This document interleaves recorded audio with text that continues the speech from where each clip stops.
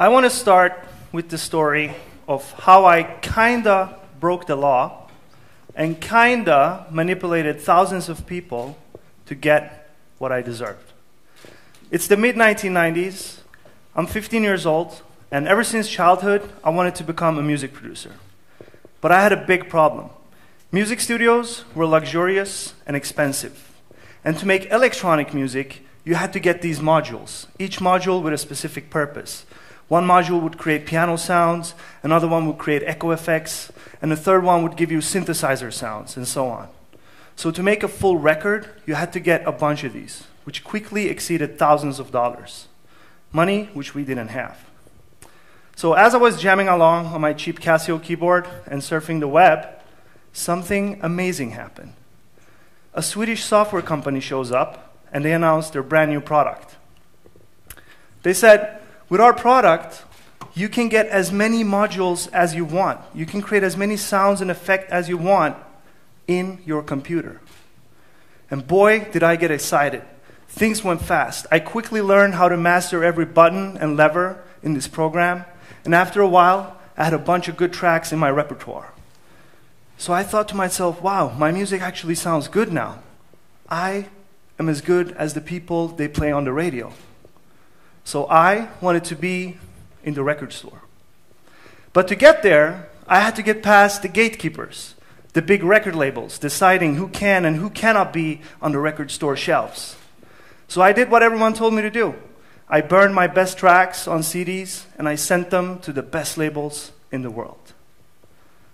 Months went by, weeks went by, nobody answered me, and I got devastated. But I happen to know the record industry's worst enemy. Napster had emerged around the same time, a software that lets you share your music in MP3 files with anyone in the world. People got to poke around on the folders in your computer, and you got to poke around on their computers and download music from each other. And every day, hundreds of people would come to my computer and download music from me, and I quickly noticed an obvious trend. When a famous artist had just released a new album, people would come in droves to download that album from my computer. So I got an idea. What if I take 2 of my best tracks and I tuck them gently into the folders of other famous artists' albums? And I would Photoshop the album covers and the backside and change the track list so to avoid suspicion. Brilliant. Nobody noticed a thing, and now hundreds, thousands of people were downloading my music without even knowing it and without even wanting it. So my music spread like wildfire, and people started to notice. Discussion forums on the web tried to figure out, why are there 2 tracks on the album I downloaded from the web, but in the store I can't find these tracks on the CD? They wanted to know, who is this guy making this music? They actually liked my music. So all of a sudden, I was a semi-famous personality in the underground music world. So long story short, this little maneuver got me in contact with some important people. And a while later, I got to sign record deals with 3 of the best companies at that time. Now here's the irony of it all. The same technologies, the internet and digital music sharing, that helped me achieve this were the same technologies that would turn the music industry upside down and almost destroy it. Because why would you buy a CD anymore when a convenient click of a mouse button would give you the same product for a fraction of the price and a fraction of the time?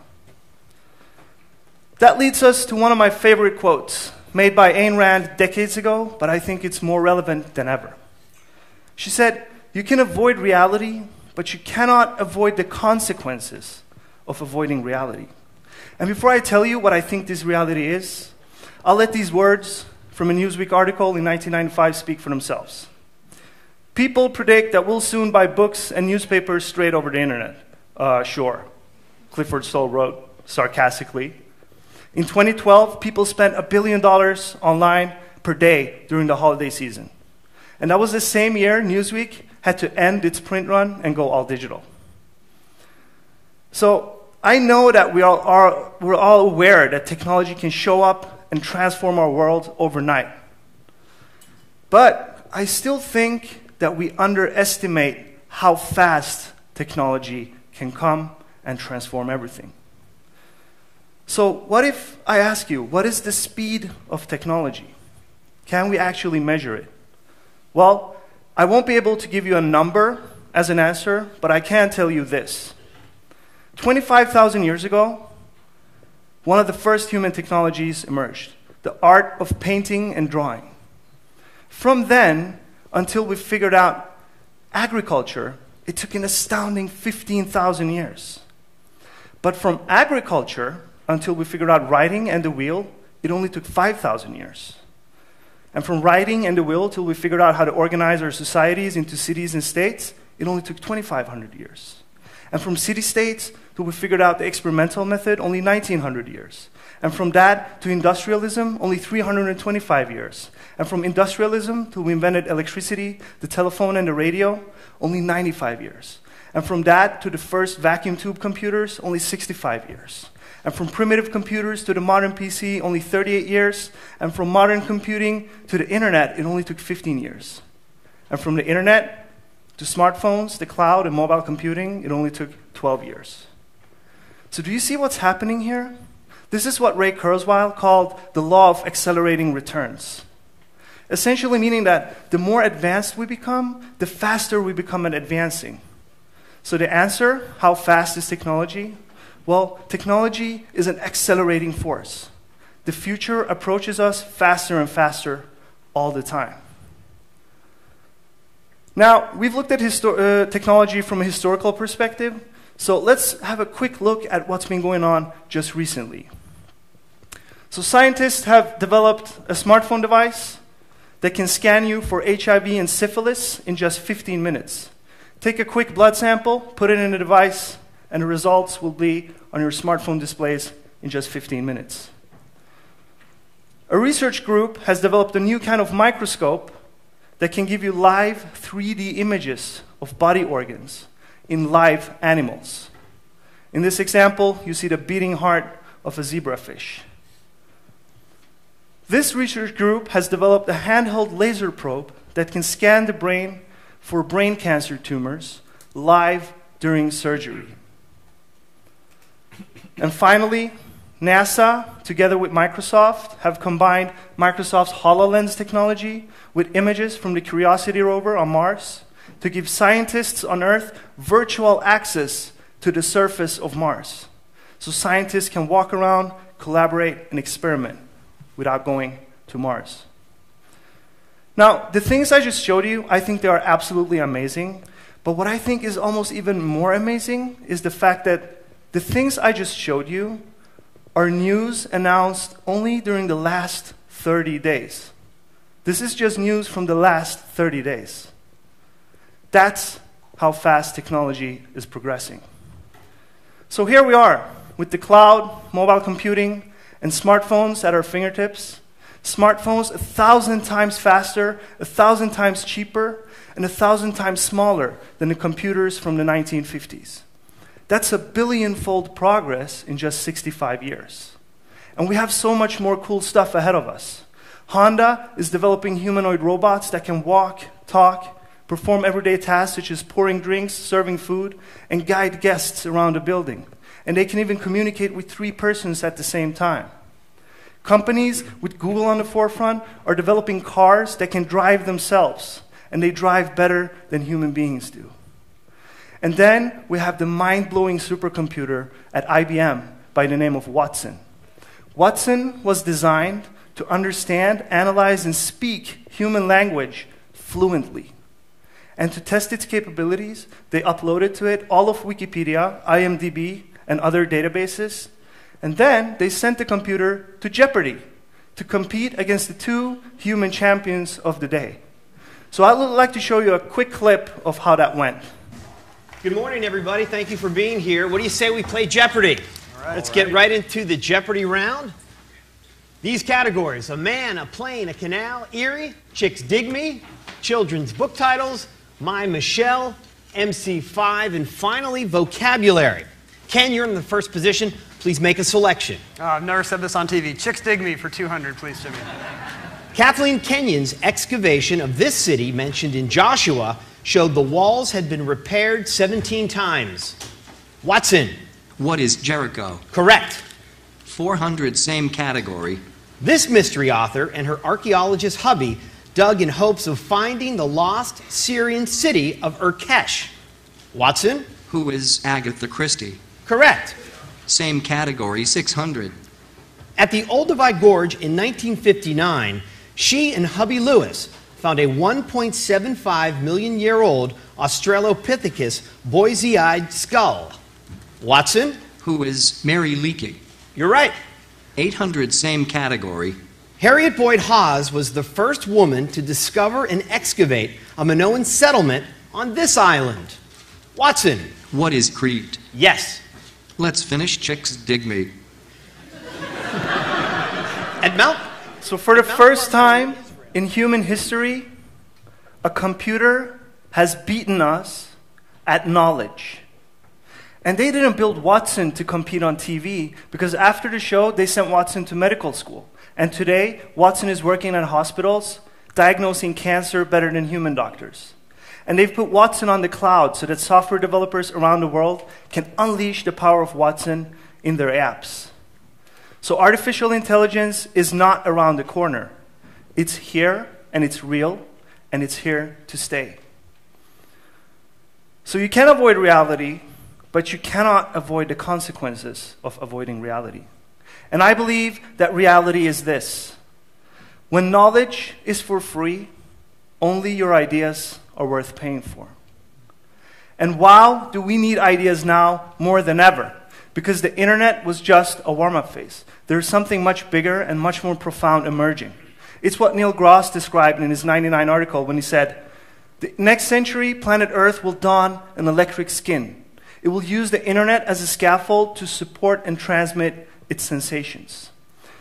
Some call it the Internet of Things. Others call it the Internet of Everything. It's going to affect everything from manufacturing to education to finance and healthcare and every other aspect of life. Thought leaders are talking about a $14 trillion value at stake, up for grabs in the coming 7 years. That's 23 times the GDP of Sweden in value in just 7 years. I mean, think about it. Computers and sensors have become so small that we can basically connect almost everything to the internet now already. And we're talking about connecting everything from our highways, our roads, our traffic lights, our traffic signs, street lights, to systems that can detect avalanches and forest fires before they even happen. We're talking about systems that can monitor air pollution and check the well-being of the soil on our farms. And we will even connect our own bodies using electronic skin patches and sensors that connect directly with our doctors, healthcare institutions, and pharmacies. But the real magic isn't that everything will be connected to the internet. The real magic is that everything will be able to communicate with each other. Think sensors in our cars and our roads that can automatically detect a car accident. They could automatically notify the nearest hospital and the emergency services. And they could tell the traffic lights and the traffic signs to redirect traffic to make a clear path for the ambulance. And if I'm a medical doctor and I'm nearby the accident, the sensors could notify me too. All of this within seconds without human intervention.